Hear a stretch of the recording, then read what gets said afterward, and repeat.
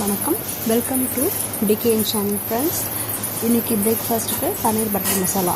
தேவையான பொருட்கள்: பன்னீர் தேவையான அளவு, பட்டர் கொஞ்சம், முந்திரி 3, வெங்காயம் 1, தக்காளி 1, பூண்டு 3, இஞ்சி துண்டு,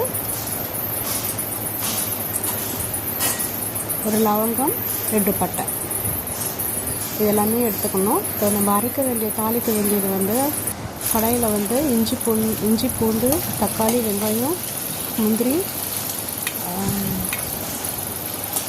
லவங்கம், பட்டை இதெல்லாம் போட்டு நல்லா வதக்கிக்கணும். ஏலக்காய் நான் ஆட் பண்ணல.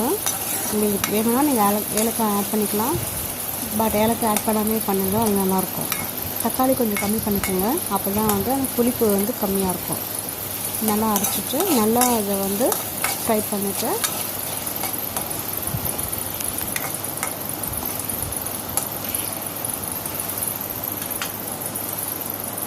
நல்லா ஃப்ரை ஆனதும் நம்மளுக்கு இது போல் நல்லா ரோஸ்ட் ஆகிடும். ரோஸ்ட் ஆன பிறகு மிக்ஸி ஜாரில் ட்ரான்ஸ்ஃபர் பண்ணிக்கணும்.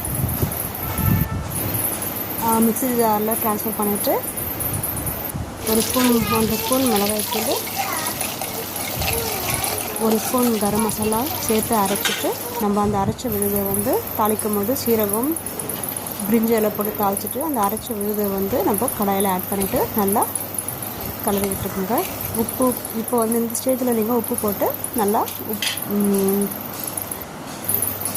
இதை ரோஸ்ட் பண்ணுங்கள்.